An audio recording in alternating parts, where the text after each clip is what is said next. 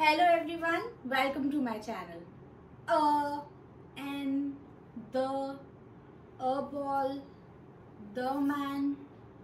ऐसा होता है हमारे साथ कई बार हम इंग्लिश बोलते हुए इस जगह पर गलत हो जाते हैं या अटक जाते हैं, या हमें ही लगता है कि इस वर्ड के आगे हमें अ लगाना है या एन लगाना है, क्योंकि जरूरी नहीं है कि हर कोई ग्रामर प्रॉपर तरीके से पढ़कर इंग्लिश बोले।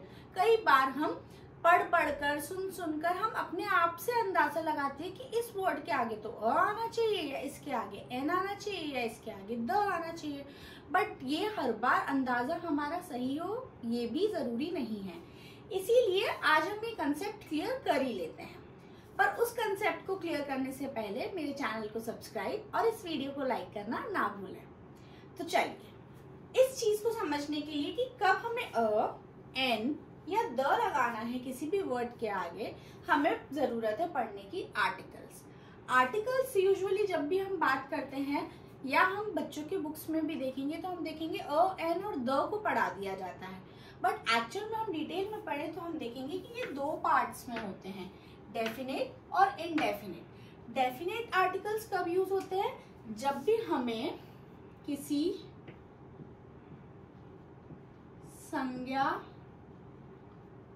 को खास बताना हो, मतलब जब भी हमें किसी भी व्यक्ति या वस्तु पर फोकस करना हो तब हम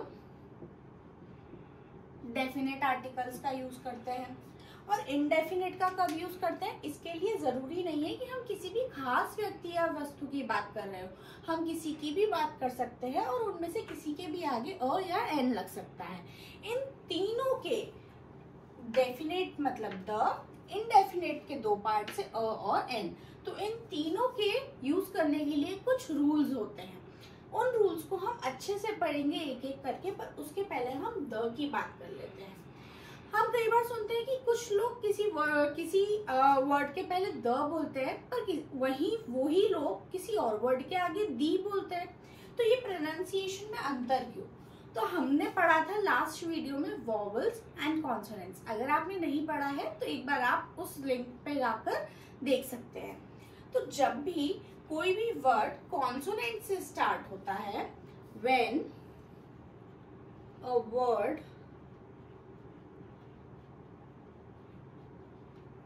स्टार्ट्स विथ अ कॉन्सोनेंट, तब हम उसके आगे द लगाते हैं। स्पेलिंग सेम रहेगी पर प्रोनाउंसिएशन द का होगा।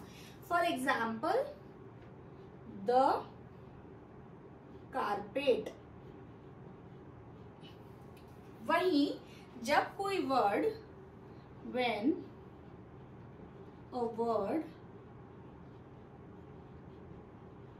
स्टार्ट्स विथ अ वॉवल, तब हम उसके आगे दी लगाते हैं। अगेन स्पेलिंग THE ही रहेगी पर उसका प्रोनाउंसिएशन दी होगा। जैसे दी आइसक्रीम,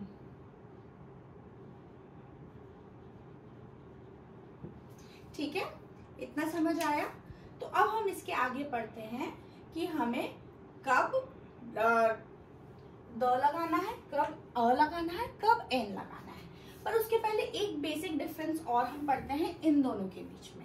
देखिए, जब भी हम डेफिनेट आर्टिकल यूज करते हैं तो जरूरी नहीं है कि हमें उसके वचन पे ध्यान देना पड़े कि ये एक वचन संज्ञा है कि बहुवचन संज्ञा है, ठीक है, ये किसी के भी आगे लग सकता है।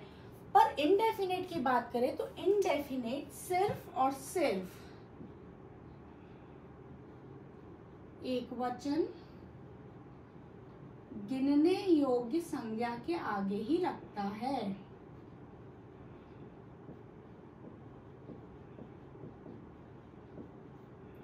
मतलब इसको हम बोलते हैं SCN, सिंगुलर काउंटेबल नाउन। कोई भी संज्ञा जिसकी क्वांटिटी सिर्फ एक हो और वो गिनने योग्य हो, उसी नाउन के आगे हम अ या एन लगाते हैं। तो इतना क्लियर हुआ होगा। सिंगुलर हो तो हम अ या एन लगाएंगे, प्लूरल के आगे कभी भी हम अ या एन नहीं लगाएंगे। वहीं हम डेफिनेट आर्टिकल की बात करें तो यहाँ भले ही सिंगुलर हो या प्लूरल हो, फर्क नहीं पड़ता है।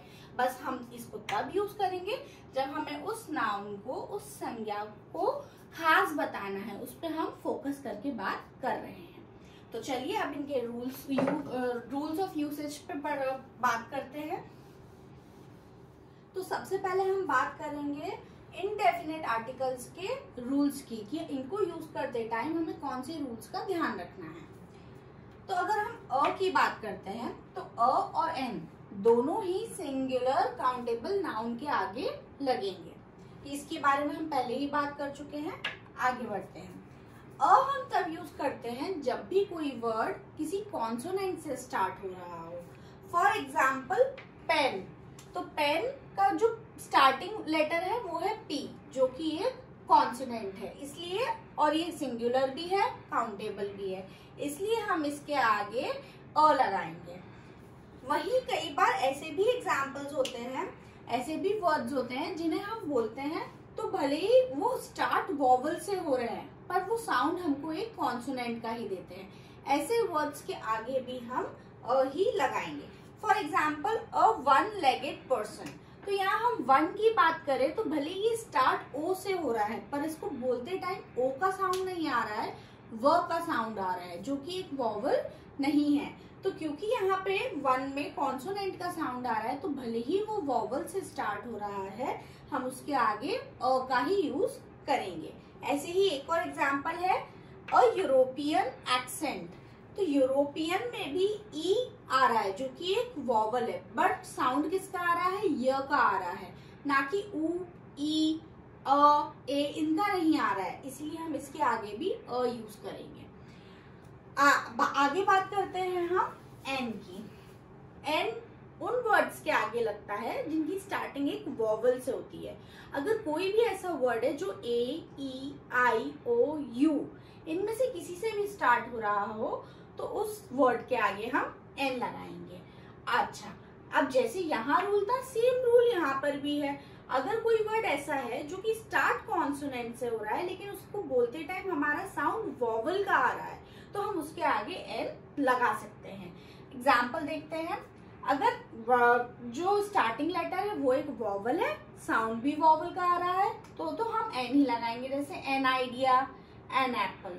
लेकिन अगर वो स्टार्ट कॉन्सोनेंट से हो रहा है जैसे कि एन ऑनेस्ट गर्ल, इसमें जो ऑनेस्ट है वो स्टार्ट तो एच से हो रहा है जो कि एक कॉन्सोनेंट है, पर जब हम इसको प्रोनाउंस करते हैं तो ऑनेस्ट ओ का साउंड आ रहा है जो कि एक वॉवल है, इसलिए इसके आगे हम एन लगाते हैं। उसी तरह हम आर की भी बात करें, एन आर, तो भले ही वो स्टार्ट एच से हो रहा है लेकिन बोलने में उसमें वॉवल का साउंड आ रहा है तो हम एन यूज करते हैं। ऐसे ही कुछ शॉर्ट फॉर्म्स होते हैं जैसे कि LLB, MA, एक्सरे, इनको बोलते टाइम ए का साउंड आता है जो कि एक वॉवल का है तो इनके आगे भी हम एन ही यूज करेंगे। तो ए और एन इतना क्लियर हुआ। अब हम आगे समझेंगे द। अब हम बात करते हैं द की। जैसे कि हमने देखा कि द हम कब यूज करते हैं, जब भी हम किसी पर्टिकुलर व्यक्ति या वस्तु की बात करें, मतलब जब हमें किसी एक व्यक्ति या वस्तु को खास बताना हो, सिर्फ उसी के बारे में हम बात करें या उसी पर फोकस करना हो, तब हम द का यूज करते हैं। जैसे कि मैं बात करूं स्पेक्स की, अगर मैं किसी से बोल रही हूँ कि मेरे स्पेक्स फेंक दो, अब कौन से स्पेक्स फेंक दो, तो मैं बोलूंगी जो टूट गए हैं, तो मैं क्या बोलूंगी, throw the broken specs, right. तो अब यहां मैंने द क्यों लगाया, क्योंकि मैं सिर्फ उन स्पेक्स की बात कर रही हूँ जो टूट गए हैं। हो सकता है और भी स्पेक्स वहां रखे हो, पर मैंने इन पर्टिकुलर स्पेक्स पर फोकस किया है, ठीक है। सिमिलरली अगर मैं आपसे बोलूं कि जो आइसक्रीम मैंने कल खाई थी वो बहुत अच्छी थी, आइसक्रीम मैंने बहुत सारी खाई हो सकती है कि आज भी खाई हो, परसों भी खाई हो, पर मैं किसकी बात कर रही हूँ, उस आइसक्रीम की जो मैंने कल खाई थी। तो मैं क्या बोलूंगी, the ice cream I ate yesterday was good।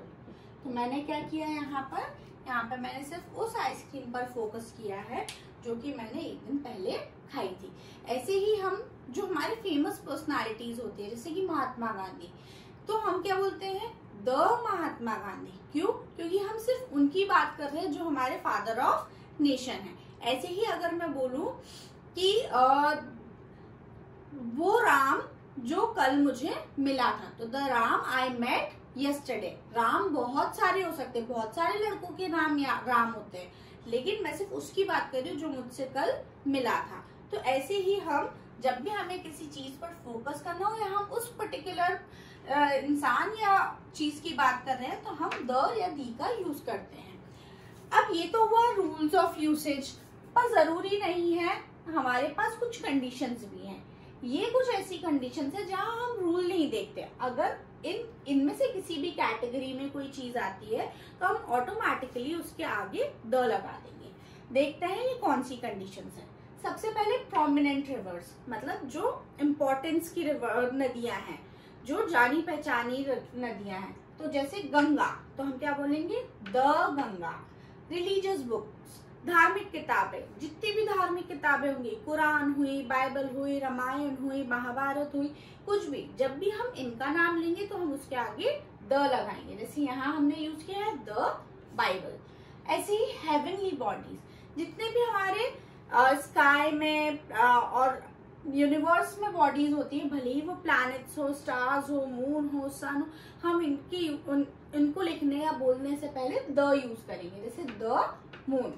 Directions की बात करें, मतलब दिशाएं, उत्तर, पूर्व, दक्षिण, इनके आगे भी हम द यूज करते हैं, जैसे कि द वेस्ट। सुपरलेटिव डिग्रीज, देखिए हम जब बात करते हैं तो हम किसी चीज को बोलेंगे ठीक है, किसी को बोलेंगे अच्छा है, किसी को बोलेंगे बहुत अच्छा है। तो ये जो डिग्रीज में है, तो ये जो बहुत अच्छी वाली चीजें होती है इसको हम सुपरलेटिव डिग्रीज में लेते हैं। तो जब भी हम सुपरलेटिव डिग्रीज की बात करेंगे तो हम उसके आगे द लगा देंगे। जैसे मैं बोलूं सबसे सुरीली आवाज, सबसे ज्यादा, तो मैं क्या बोलूंगी, द मोस्ट मेलोडियस। ऐसे ही एयरलाइंस की बात करूं तो जितने भी एयरलाइंस होती हैं उनके आगे हम द यूज करेंगे, जैसे दी इंडिगो। हिस्टोरिकल मूवमेंट्स, जितनी भी ऐतिहासिक हमारी बिल्डिंग्स होती हैं, जैसे कि द ताजमहल। ओशंस की बात करें, पैसिफिक, अटलांटिक, कोई भी ओशन होगा उनके पहले भी द लगेगा, जैसे द पैसिफिक ओशन। जितनी भी आर्मीज होती है, जैसे the Indian Navy, the Italian army, कोई सी भी आर्मी होगी तो उसके आगे द लगेगा।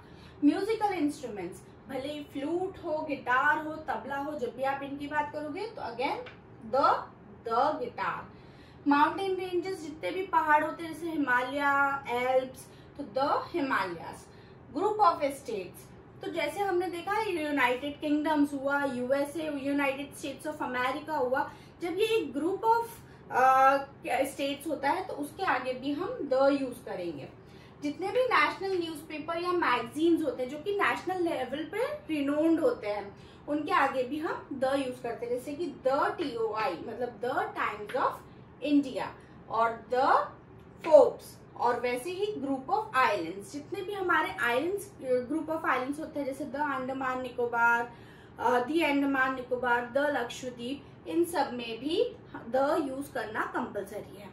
तो आई होप आपको ये वीडियो समझ आया होगा और इसके बाद आपको अ, एन और द की यूसेज में कभी कंफ्यूजन नहीं होगा। अगर आपको मेरा वीडियो पसंद आया है तो मेरे चैनल को सब्सक्राइब, इस वीडियो को लाइक और शेयर करना ना भूलें।